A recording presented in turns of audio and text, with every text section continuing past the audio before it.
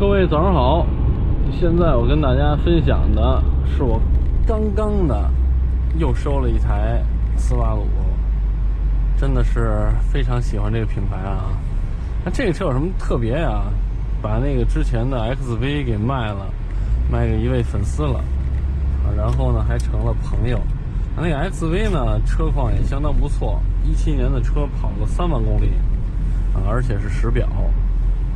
现在这台车是一个森林人，也是一个老款的啊。它呢这一代是2013年换代的，那我这台车就2013年的啊，10年了，挺老的一台车。但是这台车有什么好的地方？为什么买它呢？因为这是非常罕见的 2.0T 的版本。那这个 2.0T 的水平对置发动机最大可以输出350牛米，最大的马力是241匹，所以你把这个数据拿到现在来说，也是还可以的啊，和一些 2.0T 的发动机来对比。然后它配备的是 CVT 变速箱啊，我之前有一个第3代，这是第4代啊，也就是 SJ 啊，之前那个第3代是 2.5 的啊，那台车其实也还可以，但是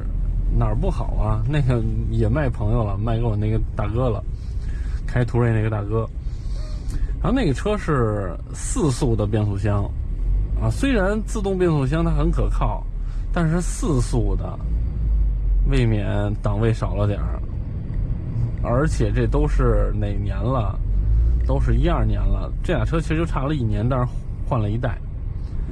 啊。12年的车4速变速箱有点难以接受，因为别人已经用6速，甚至有的7速8速也出来了。那4速变速箱显著的问题就是换挡平顺性差，而且呢油耗会相对高一些。在13年正式的森林人换了 CVT 变速箱，然后很多人觉得 CVT 不结实啊，然后我呢也在节目里边说过很多次， CVT 其实正常使用没有任何问题啊，寿命也没问题，而且斯巴鲁的 CVT 是钢链的。然后那时候有网友就说了，说那你说这 CVT 没问题，你干嘛不买呀？ OK，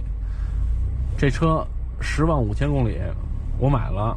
啊 CVT， 而且是 2.0T 啊，这是一个高功率的发动机，所以这个以身试法了啊，或者给大家真实的来感受一下。我说那个好，我就真买了，别天天在说片汤话了啊！这个车呢，其实 CVT 变速箱呢，它整个走起来平顺性非常好。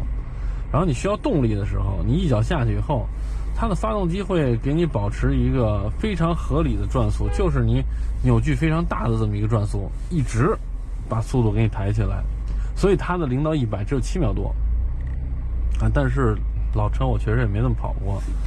然后这车来了以后，又花了5000块钱保养啊，都保养什么呢？发动机的机油啊、机滤、空滤、刹车油，然后这个变速箱油。另外就是这个车特别有意思，一般的车哈，很多的车它的前差速器油和变速箱油是在一起，但是斯巴鲁一定注意它是分开的，前后差速器都有单独的油，然后变速箱油是变速箱油，所以这前差速器油非常容易忽略，一定要换啊，前后差，然后这个油给换了，防冻液换掉了，还有什么啊？火花塞，这斯巴鲁换火花塞是比较费劲，如果你要是之前没换过，可能要没有经验的话，非常的费劲。然后这车有什么区别啊？就是我的右后方，这个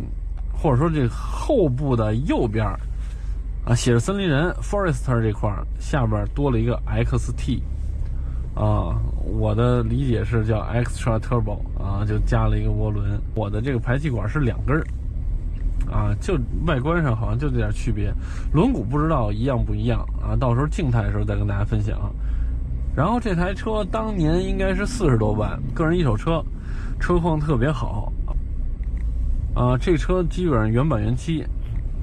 只有前杠喷过漆然后左前这个护板换过一块，就是那个轮子那附近的一个护板，别的都没问题，查了记录也查了出险记录，所以真的是非常整的一台车。它的配置带定速巡航，前排的座椅加热，可以2档加热，恒温空调，双区的恒温空调，4驱 X Mode 这些全都有。一些小的细节吧，做的还挺好的自动雨刷、自动灯，然后电动后视镜、电动后备箱，各方面都没问题。然后后排的座椅靠背可调，方向盘是这种上面是 Alcantara， 下面是皮的方向盘，所以整体我觉得还非常满意，因为这些配置对于现在来说也不过时。你看在拥堵的路况，它的发动机声音和其他的 2.0T 或者说跟其他汽车不太一样，它这个水平对置特有的声音。发动机也是一个偏运动的这么一个机器，加速你看相当给力，反正是正常应对城市的路况是足够了，没有任何问题。然后这个油耗可以看到这儿有，就我拿了以后跑了大概1箱多油了吧，清零了以后11.2，就这种路况因为这个车就天天上下班，平时都开试驾车，上下班开这个车，所以我觉得这个路况这个油耗还可以了。如果要是这个我之前那台2.5的4AT 的那个车在这块差不多多2个油左右，最多能到14个多，就这种拥堵路况然后不拥堵的时候差不多10个出头这个车要不拥堵的时候就比较邪乎了跑8个多油都 OK， 所以它这个变速箱还是可以的然后用钢链传动，有 X Mode， 有这个就是 X Mode 以后，它就等于对于越野它还有兼顾，所以它的变速箱必须要非常的牢靠。来了以后对，还换了块电瓶，就是把这些油水电瓶给换掉以后，都是这些保养的东西，机械的地方全都检查了，一点问题都没有，也不渗油，也不漏油，也没有损坏的所以这个你要是开的车开时间长的话，日系车会总体比较可靠，它不会说这个后期修这儿修那儿的，你就正常保养就行。然后你看我这次花了钱修完了以后，我估计再过个2-3年，你就中间只换机油就行了因为刹车油正常应该是2年6万公里2年或者6万公里哪个先到按哪个算，很多的油都是这样的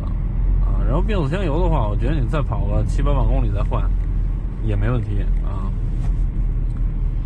所以这个比较省心吧，日本车。别管它发动机是什么样子的结构，不管有没有涡轮总体你说要是买一个10年的欧洲车，那就得精挑细选，得特别慎重，因为这个渗油漏油是非常正常的。但是呢，你得搞清楚它哪儿漏，就发动机漏还好，但是要变速箱漏油你就特麻烦，因为变速箱你换个油都特别贵。欧洲车的那个油它和日系车还不一样，都特别贵。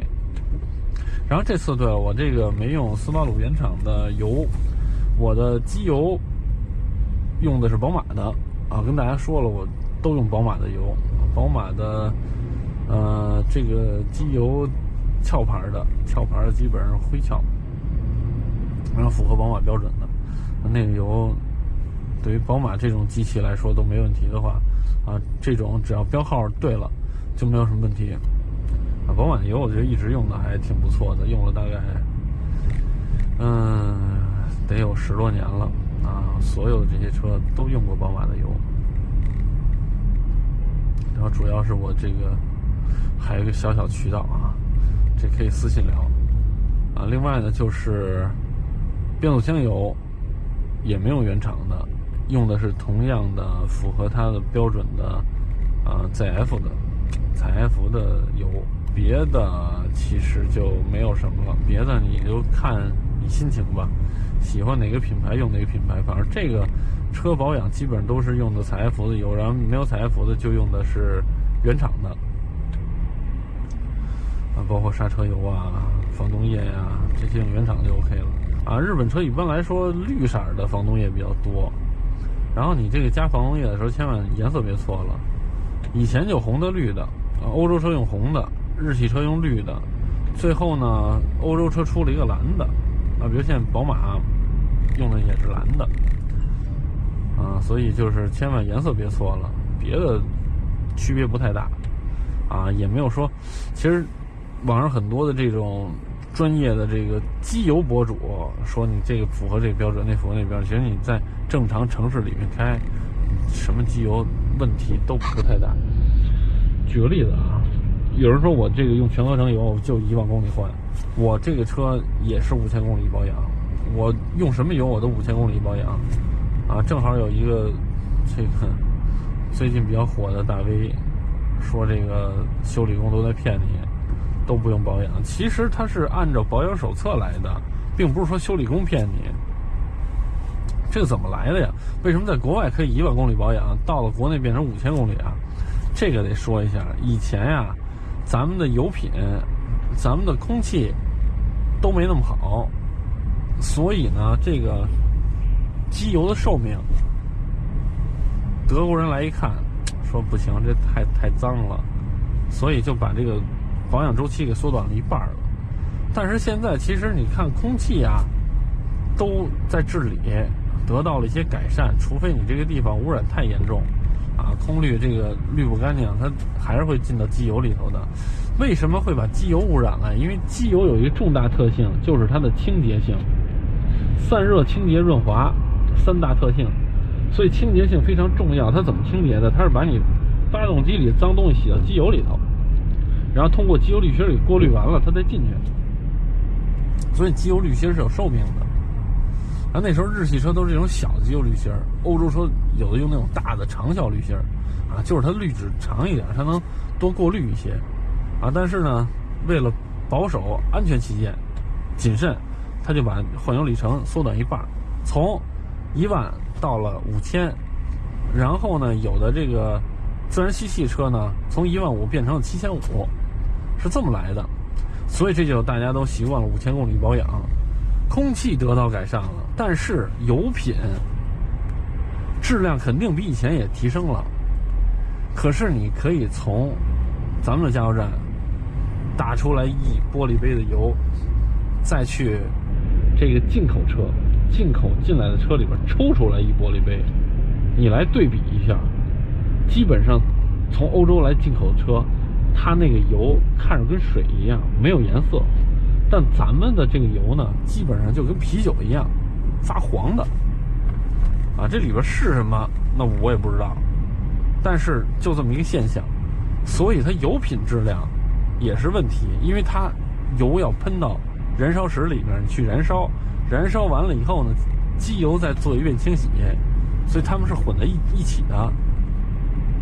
你说烧机油怎么回事就是你间隙太大了，机油进多了，机油也进燃烧室一块烧了，这烧机油了，磨损大了就得大修了就这么个情况。所以大家都习惯了5000公里，然后有大 V 就说了，说没必要。变速箱油确实是，你要这么说确实是没必要。为什么呢？因为变速箱这个东西它是密封的，它里边没有燃烧，也没有乱七八糟东西，也不接触空气，有一个通气口，但是进去的这个空气是相当有限的，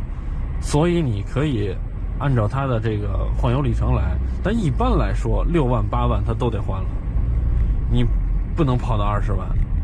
你如果跑到20万也可以，有一些老日本车确实是能跑到20万，跑到20万以后你就不要换了，因为你在那个公里数你要换了，反而新油进来的话可能让它会出现故障。所以就是老车要真没故障你就别动它了，什么时候开坏什么时候算，一槽烂。就这是关于汽车保养。所以我现在还是坚持5000公里保养，不管是全合成油还是什么油因为我觉得它的清洁效果呀，我怕不太够，因为受污染的程度。所以这个就是跟大家聊的关于车子保养和我这台斯巴鲁森林人。为什么聊森林人比较少啊？因为这个路况啊，开什么车都一样，这就我之前说的。然后在这路况反应快非常重要。你看你在正常这种路上开，它 CVT 变速箱，你看我一脚马上能起来，为什么？因为它不用选挡，所以它的反应速度相对会更快一些。所以我觉得 CVT 还挺适合城市的。你看我一给转速啪一上去，动力马上就出来了，不用选挡，所以 CVT 在城市里面非常合适。因此你看现在很多日系车都用 CVT 啊，确实方便。因为你要是 AT 的话，它怎么着也得降个档，然后再给你扭矩，你再往前窜啊。这个你要是正常巡航的时候超个车没问题，但是你在这种路况，你老得加速，老得并线，它就不一样了，它多少反应速度都会慢一些。OK， 那就跟大家分享这么多，之后上高速再跟大家聊这款车。好，我是大人，我们下期再见，拜拜。